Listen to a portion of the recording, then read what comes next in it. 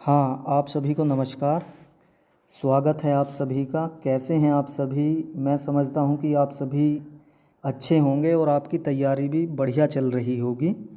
आज हम ओलंपिक खेलों को लेकर कुछ सवाल आपके सामने रख रहे हैं। यहाँ सवालों की संख्या तो 3 ही हैं, लेकिन अगर आप देखोगे कि सवालों के अंदर कितने फैक्ट आपको मिल रहे हैं और आप उनके नोट्स बनाते हैं या नहीं बनाते हैं। अगर आप नोट्स बनाते हैं तो निश्चित ही आपको लाभ मिलेगा और जितनी बातें मैं आपको बताता हूँ वो एक एक बात आपके काम की साबित होगी। इसलिए किसी भी लाइन को आप नेगलेक्ट ना करें और साथ साथ अपने नोट्स ज़रूर बनाते चलें। नोट्स बनाने में किसी तरह की परेशानी आपको नहीं होनी चाहिए। शुरुआत करते हैं पहले सवाल की कि ओलंपिक में प्रतिभाग करने वाली पहली भारतीय महिला खिलाड़ी का क्या नाम है?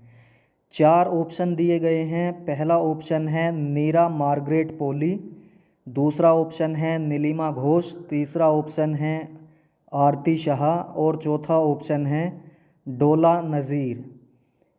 तो अगर आप देखोगे जो ऑप्शन ए है नोरा मार्गरेट पोली, इन्होंने ओलंपिक में भारत की तरफ से पहली बार प्रतिभाग किया था, इसलिए इस सवाल का सही जवाब है ऑप्शन ए नोरा मार्गरेट पोली।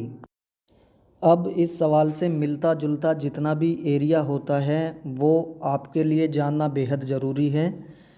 तो बात कर लेते हैं कि इस सवाल से संबंधित ऐसे और क्या क्या सवाल आपको पेपर में देखने को मिल सकते हैं।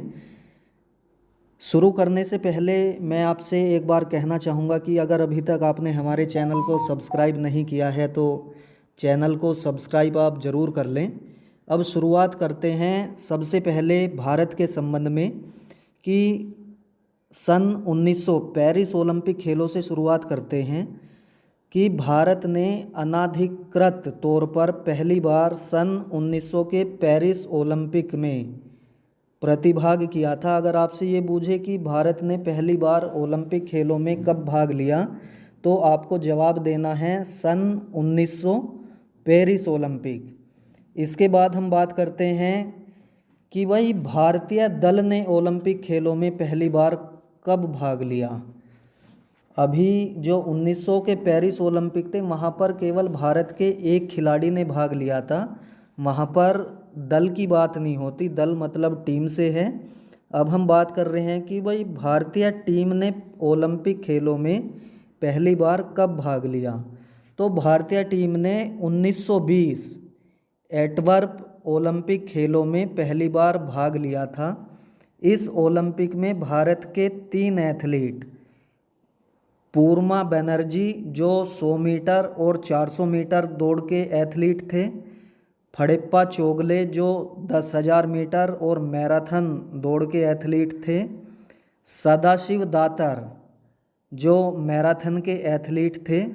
ये 3 एथलीट गए और इसके अलावा 2 कुश्ती के खिलाड़ी कुमार नवले और दिनकर राव शिंदे, ये 5 खिलाड़ी ओलंपिक खेलों में पहली बार भारत की तरफ से 1920 में प्रतिभाग करने गए थे। इसलिए इन 5 खिलाड़ियों को हम टीम कह सकते हैं। और अगर आपसे पूछा जाता है कि भारतीय टीम ने पहली बार ओलंपिक में कब भाग लिया तो आपको जवाब देना है 1920 ओलंपिक। अब जब टीम जारी है तो टीम को मैनेज करने के लिए टीम का मैनेजर भी नियुक्त होता है। तो 1920 के ओलंपिक खेलों में भारतीय टीम का मैनेजर सौरभ एच भूत को नियुक्त किया गया था। ये भी आपको ध्यान रखना है। अगर आपसे सवाल ये पूछा जाए कि 1920 ओलंपिक में भारतीय टीम के मैनेजर कौन थे तो आपको जवाब देना है सौरभ एच भूत। इसके बाद पेपर वाला अगर आपसे ये पूछ ले कि भारत ने आधिकारिक तौर पर पहली बार ओलंपिक खेलों में कब भाग लिया था तो आपको इसका जवाब देना है सन 1928 एम्स्टर्डम ओलंपिक खेल। क्योंकि इस वर्ष से एक वर्ष पहले 1927 में भारतीय ओलंपिक संघ का गठन किया गया था और इसी वर्ष भारत ने ओलंपिक हॉकी में भी प्रतिभाग कर ओलंपिक खेलों का पहला स्वर्ण पदक हॉकी खेल में प्राप्त किया था। अब भारत का हम बात कर रहे हैं कि भाई आधिकारिक तौर पर भारत ने किस ओलंपिक में पहली बार भाग लिया था। तो आधिकारिक का मतलब है कि भाई जब आपके पास ऐसी कोई संस्था हो जिसके निर्देशन में आप ओलंपिक खेलों में भाग लेने जा रहे हों। तो 1927 में जब भारतीय ओलंपिक संघ का गठन हो गया, उसके बाद से ही भारत ने ओलंपिक खेलों में आधिकारिक तौर पर प्रतिभाग करना प्रारंभ किया। भारतीय ओलंपिक संघ के बारे में भी आपको थोड़ा जानना जरूरी है। जैसे 1927 में भारतीय ओलंपिक संघ की स्थापना हुई थी। भारतीय ओलंपिक संघ के पहले अध्यक्ष दोराबजी टाटा थे। वर्तमान में भारतीय ओलंपिक संघ की अध्यक्ष पीटी ऊषा हैं, जिन्हें पायोली एक्सप्रेस के नाम से भी जाना जाता है। पीटी ऊषा भारतीय ओलंपिक संघ की पहली महिला अध्यक्ष नियुक्त हुई हैं। भारतीय ओलंपिक संघ के अगर मुख्यालय की बात करें कि भाई भारतीय ओलंपिक संघ का मुख्यालय कहाँ पर है, तो इसका आपको सीधा जवाब देना है कि भारतीय ओलंपिक संघ का मुख्यालय नई दिल्ली में है। अब कईयों को लग रहा होगा कि इस सवाल का जो मैंने जवाब दिया है नोरा मार्गरेट पोली कि ये गलत जवाब है। तो इसके बारे में मैं आपको बताना चाहूँगा कि जब हम 1924 ओलंपिक खेलों की बात करते हैं, 1924 के पेरिस ओलंपिक खेलों में भारत का प्रतिनिधित्व करने वाली पहली महिला होने का गौरव नोरा मार्गरेट पोली को ही जाता है, क्योंकि इन्होंने 1924 में टेनिस खेल में भारत की तरफ से पहली बार भाग लिया था। क्योंकि बहुत सारी जो ठीक ठाक किताबें हैं उनके अंदर भी यही लिखा है कि नीलिमा घोष ने पहली बार भारत की तरफ से ओलंपिक खेलों में भाग लिया था, जबकि ये एक मिथ्या है, गलत बात है। अगर आप सर्च करोगे, गूगल पर डालोगे नोरा मार्गरेट पोली, तो विकिपीडिया पर ये पूरी इन्फॉर्मेशन आपको मिलेगी कि नोरा मार्गरेट पोली ने 1924 में भारत की तरफ से पहली बार ओलंपिक खेलों में प्रतिभाग किया था। जबकि 1952 हेलेंसिकी के जो ओलंपिक थे उन खेलों में भारत की 4 महिला खिलाड़ियों ने भाग लिया था। 1924 के बाद 1952 में भारतीय महिला खिलाड़ियों ने भाग लिया था। 1924 से 1952 के बीच भारत की कोई भी महिला खिलाड़ी ओलंपिक खेलों में भाग लेने नहीं गई थी। 1952 में जो 4 भारतीय महिला खिलाड़ी थी उनके नाम हैं नीलिमा घोष और मैरी डिसूजा, जो एथलेटिक्स से संबंध रखती हैं, और इसके अलावा तैराकी खेल में डॉली नज़ीर और आरती शाह ने भी 1952 ओलंपिक खेलों में भारत की तरफ से भाग लिया था। अब अगर इस तरह का सवाल आपके सामने आ जाता है तो ये डिपेंड करता है कि पेपर बनाने वाले ने कितना सर्च किया है और वो किस तरह के ऑप्शन आपके सामने रख रहे हैं। तो अगर आपको ये नोरा मार्गरेट पोली इस तरह के सवाल में ऑप्शन में दिखाई देता है तो आप नोरा मार्गरेट पोली पर ही टिक करेंगे, तभी आपका सही जवाब माना जाएगा। और अगर ऑप्शनों में ये नाम आपको दिखाई नहीं देता है तब आप नीलिमा घोष के ऊपर टिक करोगे तो नीलिमा घोष को ठीक माना जाएगा। हाँ, हमारा ये सवाल वाला जानना चाहता है कि हैरी क्रोबक को किस ओलंपिक में भारतीय टीम का प्रबंधक नियुक्त किया गया था। Option A 1920, option B 1924, option C 1928, option D 1932। तो अगर आप देखोगे कि 1920 के जो ओलंपिक खेल थे वहाँ पर भारतीय टीम का मैनेजर सोराब एच भूत को नियुक्त किया गया था। तो अगर आपसे पूछा जाए कि भाई ओलंपिक खेलों में भारत का पहला मैनेजर किसे नियुक्त किया गया था, तो आप जवाब देंगे सोराब एच भूत। और हैरी क्रोबक को 1924 के ओलंपिक खेलों में भारतीय टीम का मैनेजर नियुक्त किया गया था। भारतीय टीम ने 1924 में एच.सी. बक के निर्देशन में ही भाग लिया था। अब एच.सी. बक वो व्यक्ति हैं जो YMCA college of physical education के पहले प्रिंसिपल भी थे। इन्हें भारतीय शारीरिक शिक्षा का पिता कहते हैं। YMCA की स्थापना एच.सी. बक के द्वारा ही की गई थी। अगर हम YMCA की बात करते हैं कि भारत में YMCA की स्थापना कब हुई, तो YMCA की स्थापना तो 1891 में हुई थी और YMCA की स्थापना डेविड मैकनॉय के द्वारा की गई थी। अगर आपसे ये पूछा जाए कि YMCA college of physical education की स्थापना कब हुई थी, तो इसका जवाब होता है 1920। 1920 में YMCA college of physical education की स्थापना की गई थी और इसका पूरा का पूरा श्रेय एच.सी. बक को ही जाता है, क्योंकि एच.सी. बक के द्वारा ही YMCA college of physical education की स्थापना की गई थी। अब मैं थोड़ा आपको बताना चाहता हूँ कि इस तरह के जो सवाल आते हैं वहाँ पर आप क्या गलती कर सकते हैं। जैसे आपके सामने सवाल आया कि YMCA की स्थापना किसने की थी, पहले ऑप्शन में डाल दिया जाता है PM जोसेफ 1920 और लास्ट ऑप्शन में डाला जाता है ऑप्शन डी में एच.सी. बक 1920। तो अगर आप देखोगे, आपके मन में अगर जल्दी होगी तो आप PM जोसेफ 1920 को ठीक कर दिया होगे पेपर के दौरान, और जब वहाँ से बाहर निकल कर आते हैं तब ध्यान जाता है कि ये तो एच.सी. बक 1920 होना चाहिए था और हम PM जोसेफ 1920 लगाकर आ गए। तो पेपर के दौरान किसी भी तरह की जल्दी आपको नहीं दिखानी है, पूरे होशो हवास में सभी ऑप्शनों को ध्यान से पढ़कर ही आपको सवाल का जवाब देना होता है।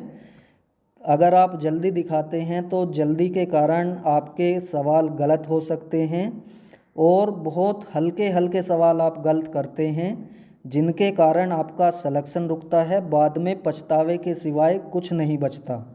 अब हम बात कर लेते हैं कि या आपसे पूछा जाए, पेपर वाला आपसे ये पूछता है कि भाई विश्व स्तर पर YMCA की स्थापना कब हुई थी, तो आपको जवाब देना है 6 जून 1844।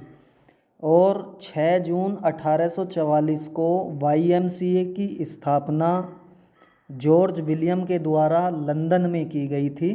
ये भी आपको ध्यान रखना है, इस तरह के सवाल भी पेपर में बहुत देखने को मिलते हैं।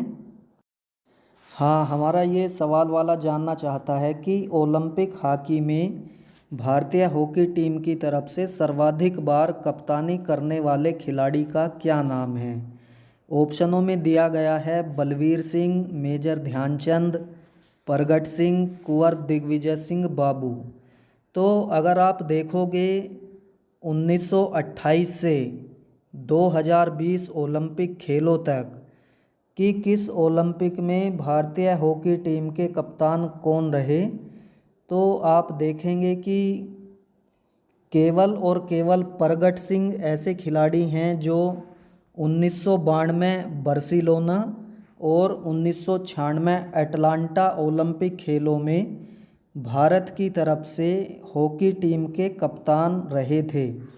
इसके अलावा जितने भी कप्तान रहे हैं वो केवल एक ओलंपिक के लिए ही भारतीय हॉकी टीम के कप्तान नियुक्त किए गए थे, जबकि प्रगट सिंह को 2 बार भारतीय हॉकी टीम का कप्तान ओलंपिक खेलों के लिए नियुक्त किया गया था। इसलिए इस सवाल का सही जवाब है ऑप्शन सी, प्रगट सिंह।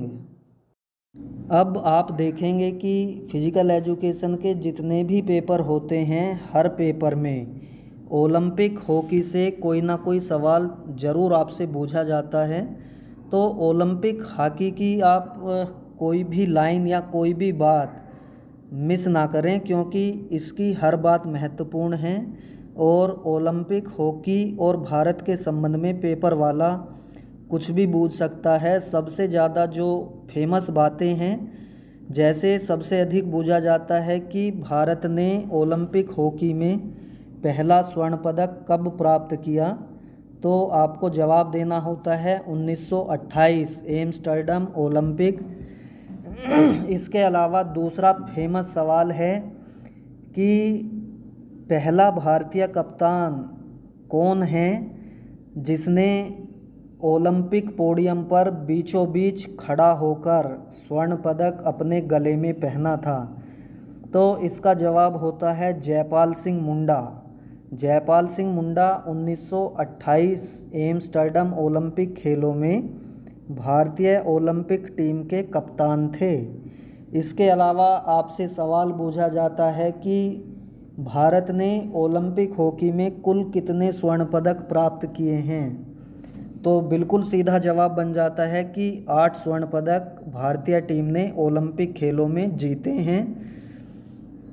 इसके अलावा आपसे पूछा जाता है कि 1928 से 1956 तक भारत ने कितने स्वर्ण पदक लगातार जीते हैं, तो 1928 से 1956 तक 6 स्वर्ण पदक लगातार भारतीय हॉकी टीम ने ओलंपिक खेलों में जीते हैं।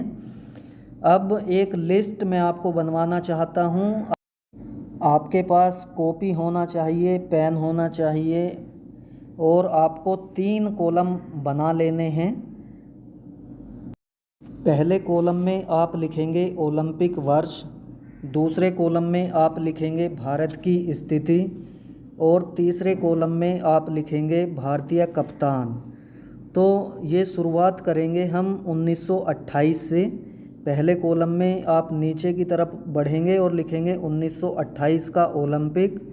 भारत की स्थिति के नीचे लिखेंगे स्वर्ण पदक और भारतीय कप्तान के बारे में आप लिखेंगे जयपाल सिंह मुंडा।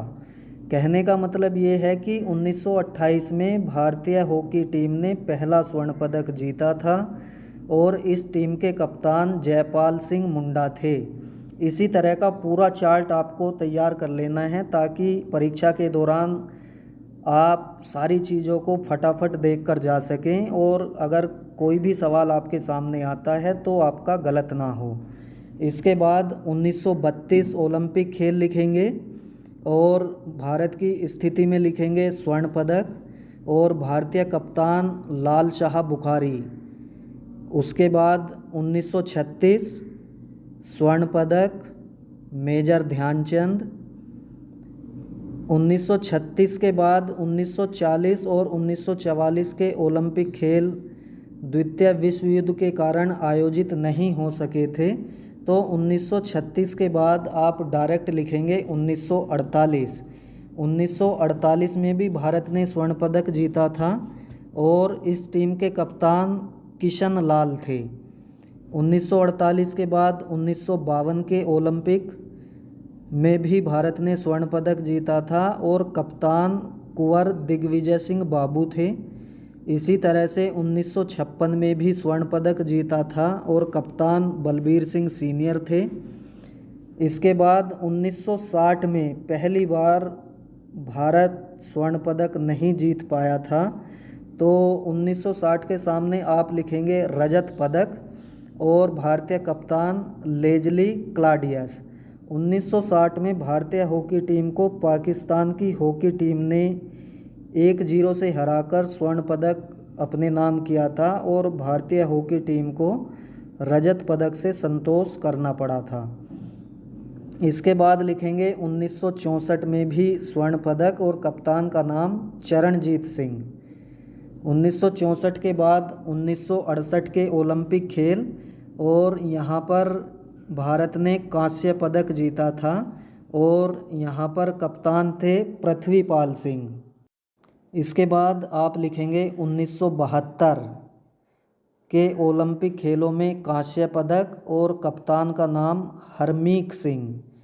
इसके बाद 1976 के ओलंपिक खेल में भारत को कोई पदक प्राप्त नहीं हुआ था, तो आप लिखेंगे भारत की स्थिति में 7वां स्थान और कप्तान थे अजीत पाल सिंह। जो 1968 का लिखवाया है, 1968 के ओलंपिक खेलों में भारतीय हॉकी टीम के संयुक्त कप्तान थे, जिसमें आपको गुरबख्श सिंह को भी जोड़ लेना है। इसके बाद आप लिखेंगे 1980 के ओलंपिक और भारत की स्थिति स्वर्ण पदक, कप्तान थे वासुदेव भास्करन। इसके बाद आप लिखेंगे 1984 के ओलंपिक खेल, भारत की स्थिति 5वां स्थान और कप्तान जफर इकबाल। 1988 छठा स्थान और कप्तान सोमैया मने पांडे। 1992 7वां स्थान कप्तान प्रगट सिंह।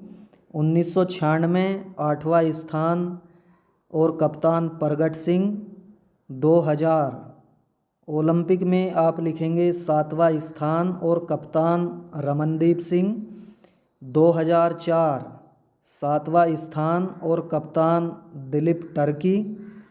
दिलीप टर्की के बारे में थोड़ा बताना चाहता हूं कि इस समय जो हॉकी इंडिया है, हॉकी इंडिया के वर्तमान अध्यक्ष दिलीप टर्की ही हैं, ये भी आपको ध्यान रखना है। इसके बाद आप लिखेंगे 2008। 2008 ऐसे ओलंपिक खेल रहे थे जिसमें 1928 की शुरुआत से लेकर 2004 तक लगातार भारतीय टीम ओलंपिक में खेलने गई, लेकिन 2008 बीजिंग ओलंपिक के लिए भारतीय हॉकी टीम क्वालिफाई नहीं कर पाई थी। तो 2008 के सामने आप लिखेंगे क्वालिफाई नहीं कर पाए। अब जब क्वालिफाई नहीं कर पाए तो उस समय कप्तान भी कोई नहीं थे। इसके बाद आप 2012 में लिखेंगे 12वां स्थान, और 2012 में 12वां स्थान प्राप्त करने वाली टीम के कप्तान सुनील छेत्री थे। भरत छेत्री, सॉरी, आपको भरत छेत्री लिखना है। सुनील छेत्री फुटबॉल के खिलाड़ी हैं। तो इसके बाद आप 2016 लिखेंगे और 2016 के सामने आप लिखेंगे 8वां स्थान, और लास्ट में आप लिखेंगे 2020 ओलंपिक खेलों में भारत ने 41 वर्ष बाद कांस्य पदक जीता है। 41 वर्ष इसलिए बोले जा रहे हैं क्योंकि लास्ट बार 1980 में भारत ने ओलंपिक हॉकी में स्वर्ण पदक जीता था, और 2020 टोक्यो ओलंपिक खेलों का आयोजन 2021 में हुआ था, तो इसलिए 41 साल मैं बोल रहा हूं। और इस टीम के कप्तान थे मनप्रीत सिंह। इस तरह की अगर आप तालिका बना लेते हैं तो आप देखेंगे कि भारत ने 1928 से 1956 ओलंपिक तक लगातार 6 स्वर्ण पदक अपने नाम किए थे। 1964 और 1980 के स्वर्ण पदक इसमें जोड़ देने पर भारत ने हॉकी खेल में कुल 8 स्वर्ण पदक प्राप्त किए हैं। 1932 ओलंपिक खेलों में भारतीय hockey team Punjab national bank से कर्जा लेकर के खेलने गई थी। ये सवाल भी कई पेपरों में देखने को मिला है, तो आपसे पूछा जाएगा कि 1900 किस ओलंपिक खेल में भारतीय hockey team Punjab national bank से लोन लेकर खेलने गई थी, तो आपको जवाब देना है 1932। अब आप देखेंगे कि 1960 रोम ओलंपिक में पहली बार भारत के स्वर्ण पदक जीतने का क्रम पाकिस्तान से हारकर टूट गया था, ये भी ध्यान रखना है। इसके बाद आप देखेंगे कि भारत ने हॉकी खेल में कुल 12 पदक जीते हैं। 1980 मास्को ओलंपिक में भारत ने हॉकी खेल में अंतिम स्वर्ण पदक जीता था। 1980 मास्को ओलंपिक में भारतीय बास्केटबॉल टीम भी ओलंपिक खेलों में पहली बार प्रतिभाग करने गई थी, और भारतीय बास्केटबॉल टीम 1980 में 12वें स्थान पर रही थी। ये पॉइंट भी आपको याद रखना है। इसके बाद आप देख रहे होंगे कि 2008 के जो बीजिंग ओलंपिक थे वो पहला ऐसा ओलंपिक रहा जब भारतीय हॉकी टीम ओलंपिक के लिए क्वालिफाई नहीं कर पाई। और 2020 टोक्यो ओलंपिक में भारत ने 41 साल बाद मनप्रीत सिंह की कप्तानी में ओलंपिक हॉकी में कांस्य पदक प्राप्त किया था। तो ये थे ओलंपिक हॉकी से संबंधित ऐसे तथ्य जहाँ से अक्सर पेपर के अंदर सवाल आपको देखने को मिलते हैं। इसके अलावा मैं आपसे कहना चाहता हूँ कि ये कहने को तो हमने आज केवल 3 सवाल कराए हैं, लेकिन इन 3 सवालों के अंदर का जो एरिया आपको बताया गया है, आपके साथ डिस्कस किया गया है, ये वो एरिया है कि अगर पेपर में इस तरह के सवाल आते हैं और उसके आसपास का जितना भी क्षेत्र है वो सब इन 3 सवालों के साथ बढ़िया से कवर किया गया है। अगर ऐसा सवाल पेपर में आएगा तो निश्चित ही इस वीडियो से आपको सवाल देखने को मिलेंगे। अगर आप इसके नोट्स बना लेते हैं तो आपको पर्याप्त लाभ की प्राप्ति भी होगी। इसलिए मैं बार बार कहना चाहता हूं कि आप अपने नोट्स अवश्य बनाएं। इसके अलावा मैं आपसे कहना चाहता हूं कि वीडियो अगर आपको अच्छी लगती है तो वीडियो को आप लाइक अवश्य किया करें, और वीडियो लाइक करने के साथ साथ हमारे चैनल को भी आप सब्सक्राइब ज़रूर कर लें। चैनल को सब्सक्राइब करने के साथ साथ जो घंटी होती है, घंटी भी अपनी बजा लें, ताकि अगर कोई वीडियो डाली जाती है तो आपके पास उसका नोटिफिकेशन पहुंच जाए। और इसके अलावा अभी हम इंतज़ार कर रहे हैं कि भाई 1000 सब्सक्राइब हों हमारे।